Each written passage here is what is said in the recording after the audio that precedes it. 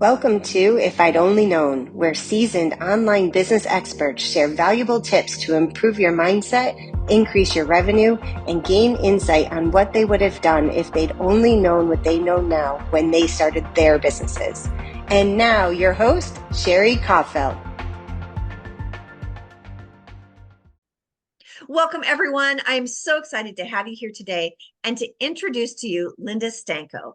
Linda's a globally recognized networking expert. We all network, right?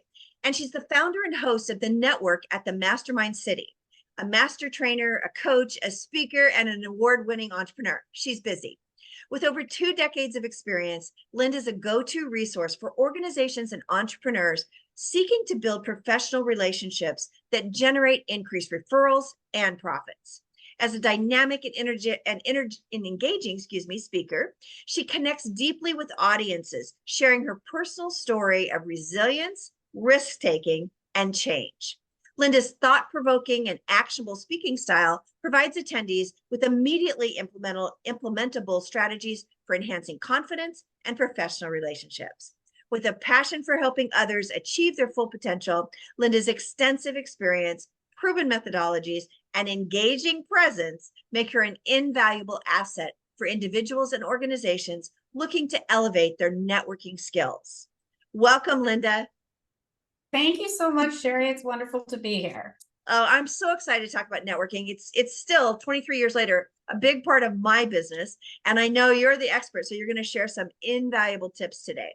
So I know you talk a lot about networking with purpose. Tell me what you mean by that. Well, networking with purpose isn't just about walking into a room and saying hello to somebody, exchanging business cards, and having the expectation that, one, they're going to be your customer, because let's face it, we are all there to share what it is that we do and what we bring to the table to solve a problem for somebody or enhance somebody else's life. So basically, it's everybody's there really to sell themselves. This is not your ideal or your target market per se. Will you get clients out of it? Possibly. But it's more about building those relationships so that people can, it becomes your community where people keep their ears open for you. You keep your ears open for them. You make connections for them. If you hear of somebody struggling, you can say, oh, you know what? I know somebody who may be able to help you with that. Are you open to having an introduction? And let that person make the decision. There's still so many people, even from when I started networking, over 20 years ago, well, maybe 24 years ago now, that it was just the business card shuffle. Right. And I'd come home with all these business cards and it was like, I don't even remember who these people were, because a lot of them would even do that, the business card slide just as they're leaving. It's like, oh, I didn't get to connect with you. Here's my business card. And you're like, what? Now what do I do with this? Yeah. Right. So that thought process of, if you go networking, think of it as, if I build it, they will come. Mm-hmm. That doesn't work. Right. It is work. It takes time and it takes effort to build a network of really strong professional relationships that really want you to succeed and you want them to succeed. Yeah. And to me, it's all about intention. When I go to every networking event I go to, whether it's a virtual networking or in live, whatever, I always, myself, and I tell my clients, when you walk in the door, set an intention for yourself of what do you want to create in this networking event. And it may be as simple as, meeting 3 people that could be friends for lunch. Or it could be something specific as meeting 3 people that could be great candidates for the retreat I have coming up or whatever. But just going into that event with purpose and with a plan, probably, right?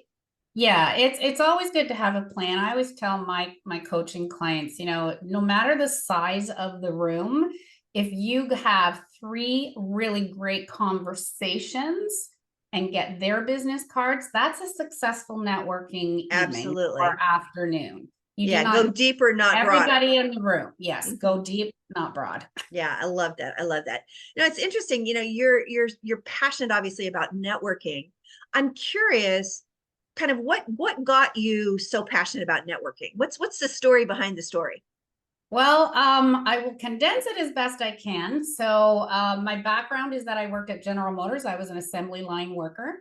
I got into business because I was sick and ended up in a network marketing company because of a product, which many of us have. Over time, I started receiving checks thinking, oh, it's because I referred somebody. But it wasn't. I did not know that I had a business. I got into it. I made it more intentional, let's just say that word, for that business when the auto industry started going down. I was very shy. I did not really like to speak to people. I was very comfortable with my friends, but I was not comfortable meeting new people. And I was really uncomfortable talking to people about what I was doing. Most of the people that signed on with me for these products were people who knew me and saw that I was getting better and they had questions. And it wasn't until I got a phone call from somebody that said, hey, you've earned a cruise. And I went, what? And they said, you earned a cruise. And I said, what cruise? The incentive. What's an incentive? Who is this? This is your upline. What is an upline? I knew nothing. I was so naive. And then I thought to myself, when the industry was changing at GM, we went from 10,000 to like 1,600 people in my area. I thought, I don't know if I'm going to have a job and I need a plan B. Being so shy and having such low self-esteem, it was like, I have to do this. It was out of necessity. I had to figure out how to get comfortable talking to people, how to get comfortable sharing information, how to get out of my own skin and out of my own way so that I could hopefully build a bigger business. So that's how it all started for me. I went to this conference, which was about business. And I thought, they're going to teach me how to do business. Well, it wasn't. It was the first conference I'd ever gone to. It was in Florida. So first time flying by myself, walking in there, you know, jeans, t-shirt, no makeup. I was completely out of my element. And I walked into a room of 500 suits. And that was my first, like, okay, I'm not sure I want to do this. So it was that fight or flight moment, but I decided, no, I'm going to stay. So when they went to dinner, I went to Walmart, got my hair cut, got makeup, got a few outfits to wear for the thing. And I thought, just try to fit in. Just try to fit in. I ended up, my big aha was when I ended up, there was a woman who was very vivacious, and I finally got the nerve after about 4 tries to go up to her and say hello, and you really inspired me, and how scared I was. And my first really big aha moment in all of business was, she said, Linda, everybody here is scared at some point in their life. So don't think that this is unique to you. Just do it in spite of your fear. That was the very first thing that I learned. Right. So I came back and I knew I needed to meet people. I was still uncomfortable and I didn't want to make it about me. So I started inviting people to get together for lunch. So it started off with somebody asking me about my business, which kind of grew into 6 of their friends who wanted to meet me. And I started feeling that panic. And I said, just invite a whole bunch of people and see whoever wants to come. I'll stick it out there on Facebook. And I had 38 people show up. Wow. Yeah. And again, I'm that person. Can I be in the limelight? Sure. I'm comfortable with it. Do I really like it? It's not really my hat, but I can switch my hats. I'm still more of an introvert than an extrovert. So I really wanted to make it about them. I didn't want to be the showcase because everybody wanted to know about my stuff. So I really engaged them into talking about their businesses and building relationships. And the feedback was phenomenal. And I started having people ask me, could you do one in my area? Could you do one in my area? So I started doing them across Southern Ontario. And I did that for about 8 years and started burning out. But just prior to that, somebody said, I'd love to go to a women's business conference, but I can't afford it. I can't afford it. I can't afford it. I mean, we all know all of us who go to conferences, Right. the expense can be quite a lot. And I thought, well, why can't we? Why can't we do something? So I just said, okay, bring it on. Bring me the right people. And I put on a 2.5-day women's conference, which is where I met who is now my coach. She offered to be the keynote speaker for me. And she said she saw something in me that I had more to offer than just putting on the networking events, and that she wanted to mentor me. And she's still my coach to this day. And we're actually business partners now. Oh, that's and was awesome. the change for everything. My Mhm. confidence grew. I started coaching, and the rest is history.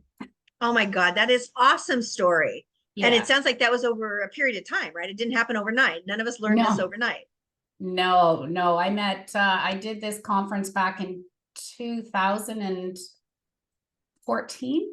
Wow. So it really took off from there. So I've been Yeah. running events for over 20 years, but now it's evolved into something much bigger. Mhm. Very cool. Well, thank you for sharing that, because I think it just tells us, reminds us that we all get here in different ways. And a lot of times our greatest challenge becomes our greatest strength because we push It through it and we learn absolutely from it. does. Yeah, Yeah. I love And that. and I love that. that's what we become the expert on. Yeah. That's where we are able to really be able to solve somebody else's problem or help them Mhm. through, because we've walked it. Exactly. We've We been where figured they it are, out. and have gotten past it to where they want to be. Right. So we can shorten the curve. Absolutely. Love that. Cool. Well, talk to us a little bit more about your approach to networking. I know you consider it an art. Tell me about that.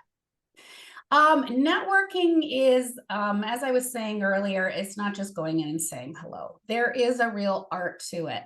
And it's interesting because I've put this course together now. It's called Networking Excellence. Um, it's very in depth. And the reason it's so in depth is that I honestly didn't realize how much knowledge, how much strategy, and how much information I had absorbed and created while I was doing all this, until I had to put it down on paper.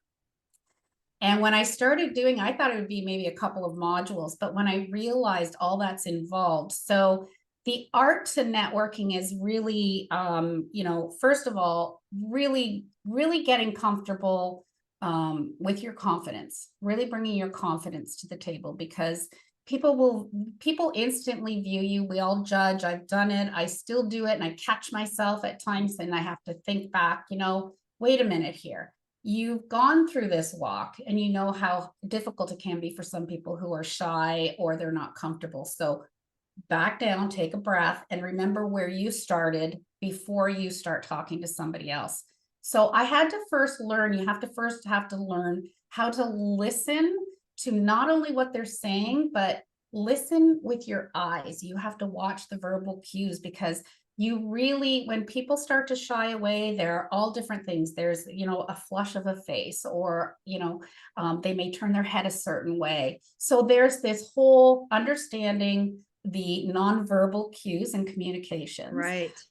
You have to be an active listener, and you have to learn how to have empathy for other people and be present in the moment to what they're saying, and not looking around the room on, well, who do I think might be more important than this person that I'm Right. talking to right now?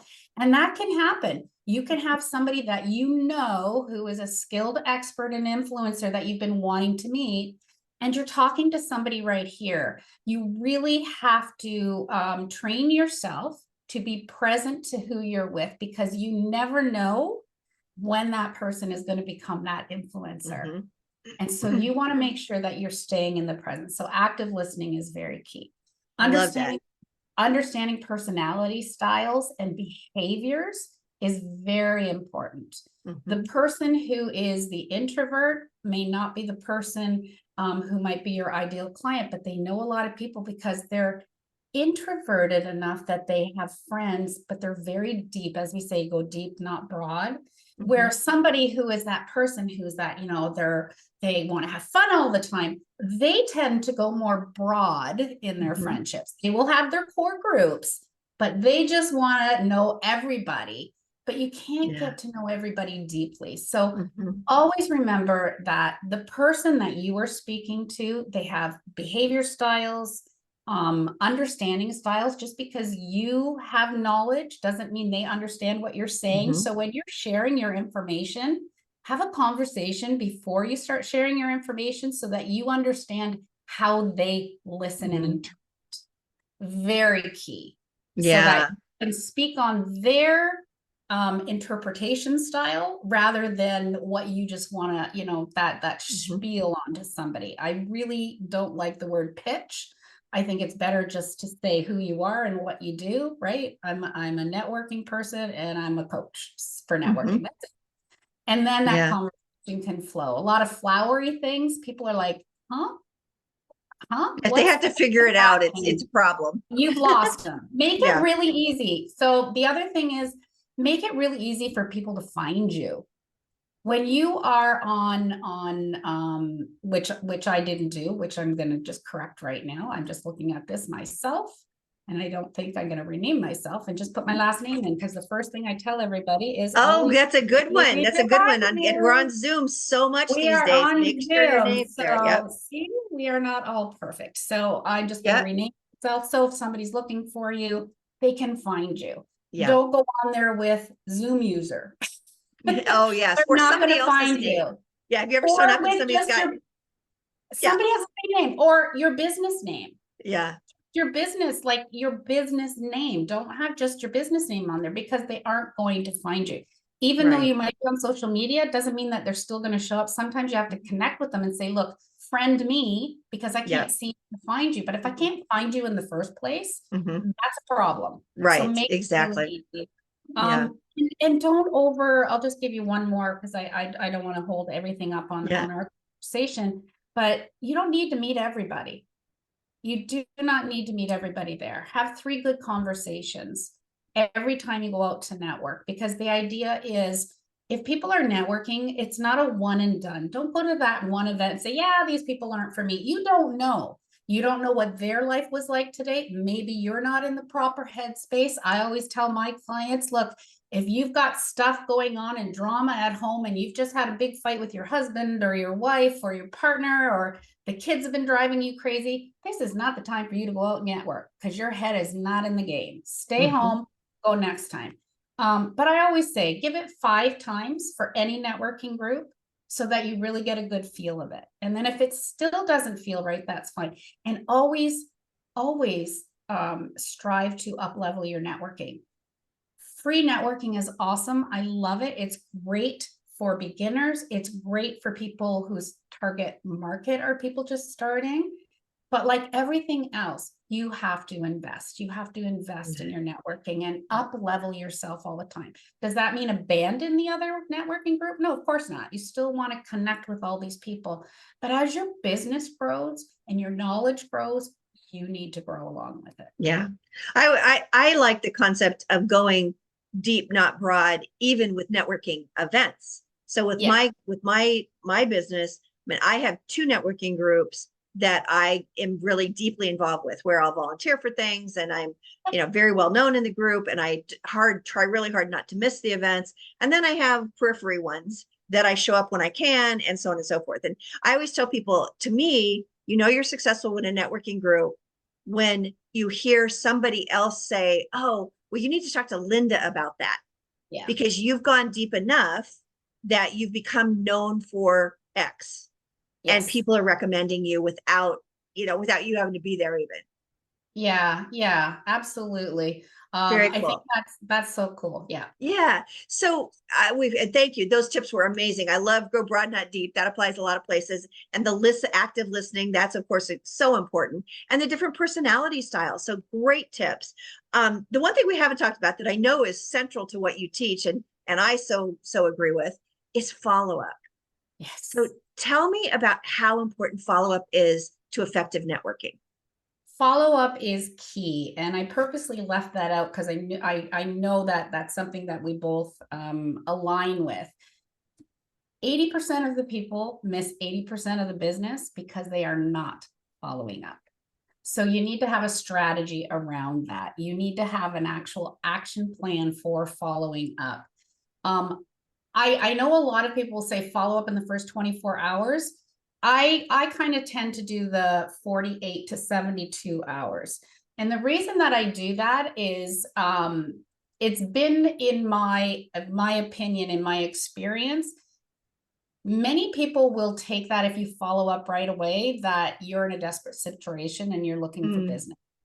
So I think it's good to relax, maybe do a little, especially if you've just met them at a networking event, do a little due diligence, maybe look at their LinkedIn profile once you've met them. look at maybe if they have a YouTube channel, if there's some information they share, what's their expertise about before you follow up. And the one thing on the first follow-up I always recommend is make sure that you highlight something that you discussed with them. Yes. So important. I say to people all the time, if you are still using business cards, which many people still do, even in this digital age, I know my business partners don't. I still believe in it. Like right now we're on Zoom. This is our business card. So your face is your business card. Always put your picture on it, because people are never going to remember a conversation with a name.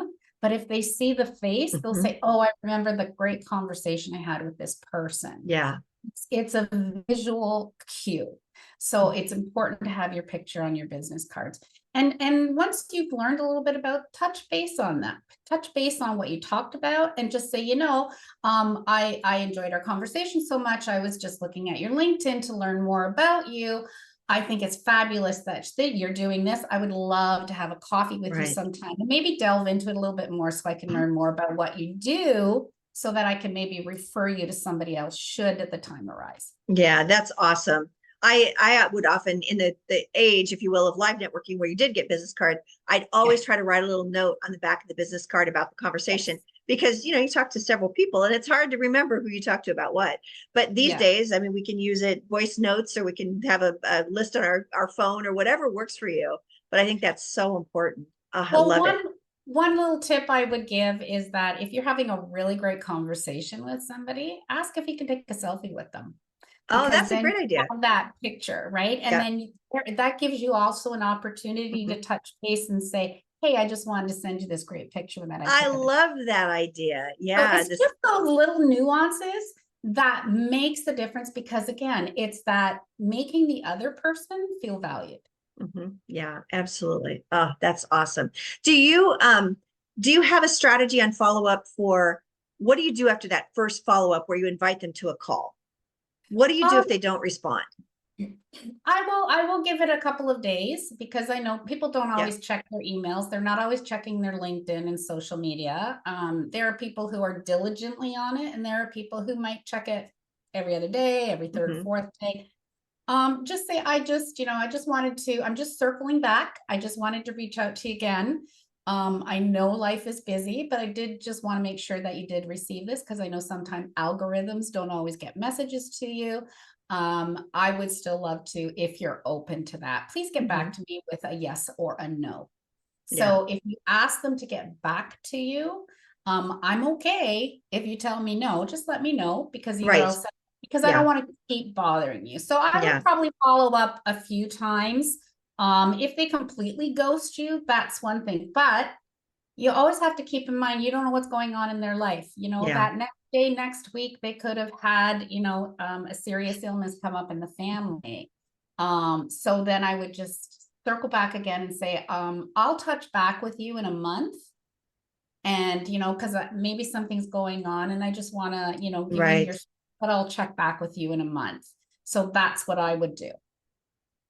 Oh, I love that. I love that. And, I always try to use different vehicles too. It's like you said, sometimes people are on LinkedIn or they're never on LinkedIn. So I might send them a connection message on LinkedIn, but then I also send an email or a text or whatever you're comfortable with. Because sometimes people, it's back to that, like personality styles, it's communication styles, because different people respond to different ways.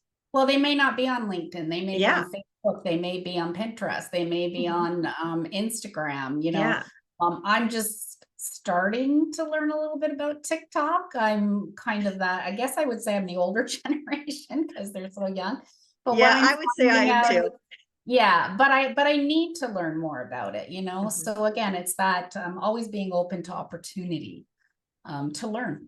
Yeah, absolutely. Very cool. Well, this has been awesome. I've loved all these tips. I think you talk a lot about your community, and you mentioned that at the very beginning, and talking about how you're building relationships and building a community. What, in your experience, sounds like you do a lot of networking. What is the real power of that in your business? Really, community is about making sure that you are supporting each other. So it might be, you know, if you know of somebody who could use somebody's services, or they just might have some information for you, connect them. Always connect people together. Like, Yeah. you know, make it a rule of connecting with somebody on, you know, somebody, maybe 5 people a week who are influencers on LinkedIn.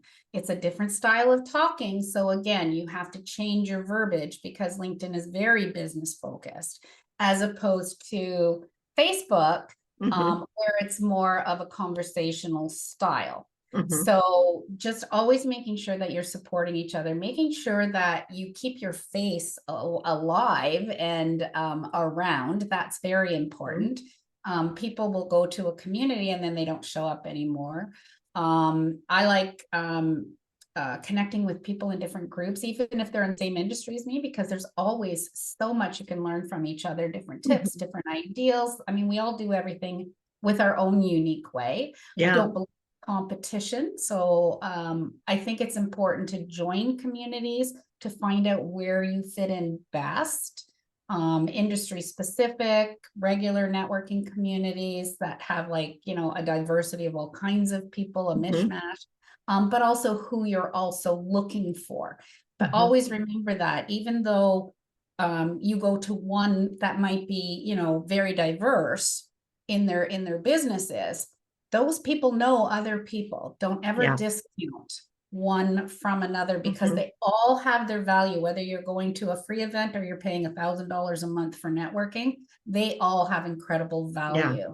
And I think the biggest thing about community is always give value. Just give value, give value, give value.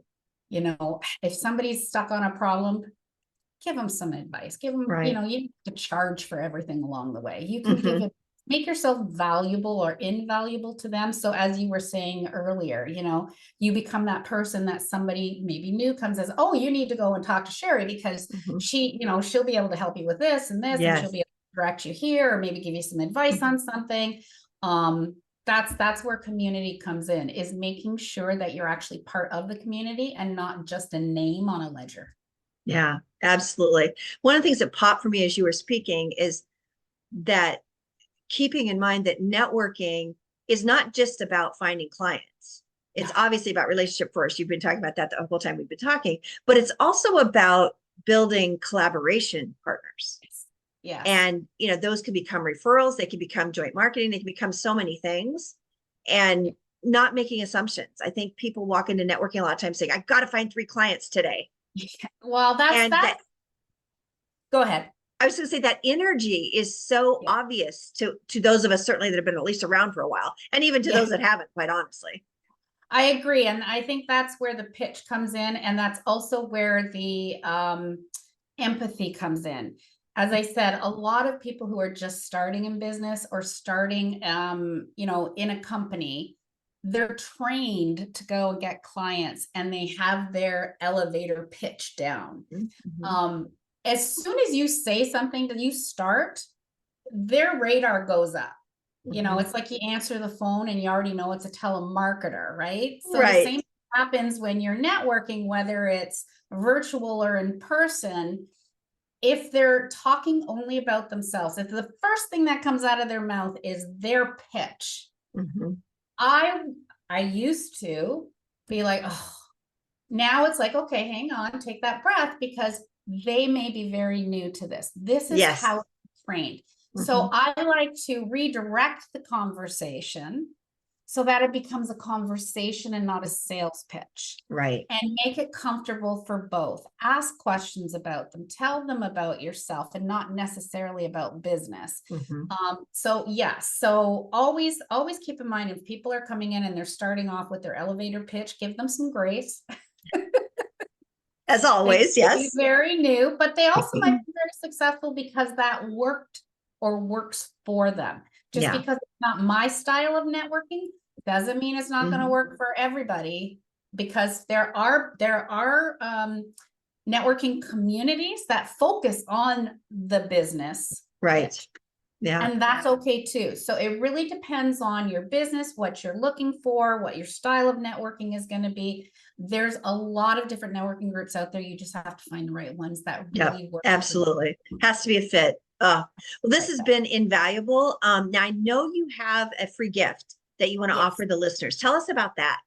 Yeah, so it's just a tip sheet, but it's based on my course, but I took out 12 and it's 12 tips to really build a powerful and professional network. But along with it, I don't believe in doing anything just to give value. There has to be an action step to it, because otherwise it's not going to go anywhere. So it's a tip with an action step, that can get somebody started, or maybe just spark an idea and like, oh, I didn't realize I should maybe try this, right? You might be uncomfortable with it. That's okay. Let's do it in spite of the fear, because it does work. It does work. Oh, I love that. That's a great gift. Yeah. So the link to get that gift is going to be in the show notes. So make sure you go and get that gift. I'm sorry, I interrupted you to say something else. No, that's okay. That's okay. Yeah. No, I'm good. Yeah, very cool. So go get that tip sheet, because I know it's going to be great, and you get to take 12 actions to improve your networking effectiveness. So that is very cool. Okay. So before we close today, I do have a final question for you, Linda. Yes. If you had known what you know today when you started your business, what would you tell your new entrepreneur self?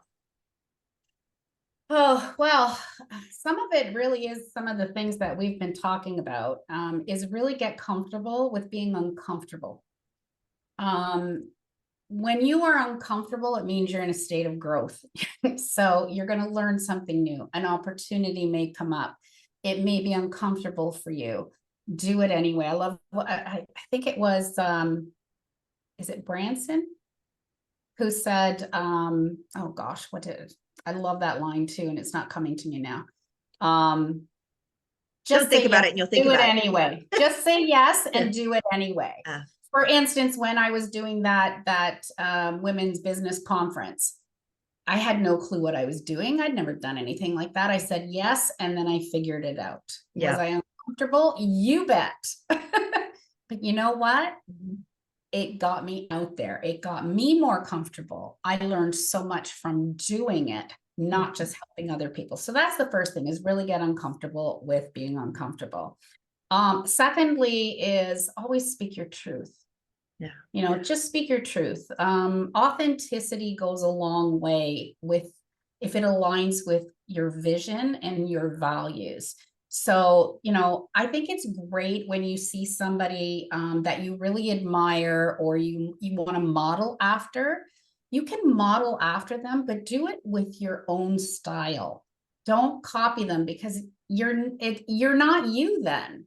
You're not being who you are. People are either going to gravitate to you, or you're not for them. And that's okay. That's a big lesson to learn. You don't have to have everybody like you. So speak your truth. If you disagree with somebody, just say, can I offer you my perspective? It's not a confrontation. It's not a competition. It's just a perspective. And out of that perspective, it might, spark something, say, I never thought of it that way. And then a conversation can grow. So always speak your truth. And finally, you really have to invest. You have to invest in your personal and professional development. You need to invest. I highly always recommend now investing in a coach, but make sure that there's somebody smarter than you. Not, that if you're smarter than your coach, it's not the right coach for you. I'm not one who really believes that everybody has to be certified, because a lot of us have experience, and we walked the walk. We're not just doing the theory stuff. Have to have some experience behind it as well. So look for a coach that's really going to push you and take you to your next level. You may have to change coaches along the way because you outgrow them. That's okay. And invest in your networking. Start with free if that's where you need to be. Start with one that's a low cost, because there's a very different feel, and it's not to negate free networking, but there is a very different feel when you are investing in your networking. people have a different mindset because they've got some skin in the game. Right. So always up level, up level, up level. Those would be my 3 things. I love those tips. 3 very insightful tips from somebody that's been there, done that, and is probably where you might want to be today. So Linda, thank you so much from the bottom of my heart for your time today. The tips that you shared have been invaluable. Remember, the link for the access to the tip sheet that Linda is offering with the action steps is available in the show notes below. So make sure you go and get that. And Linda, thank you again for being here. Any parting thoughts? Yeah, so I'd love to invite people, anybody who's interested to join our community. We have a free community. We have a premium membership, a Mastermind City Plus membership, but we also have a free community. So please join our community. That link for the tip is going to take you to there because you'll have to get the PDF from there. Just click free. We have free training in there. We do networking. We have a lot of stuff that you can do to start off for free. And then if you're so inclined to build further, you can always talk to me or get in touch with somebody in our group and our community. And it's just called the Mastermind City. Love that. And thank you for, again, another gift to our listeners. Okay, well, have a wonderful day. And thank you again for being here. Thanks, Sherri. I really enjoyed myself. We'll talk soon. You got it.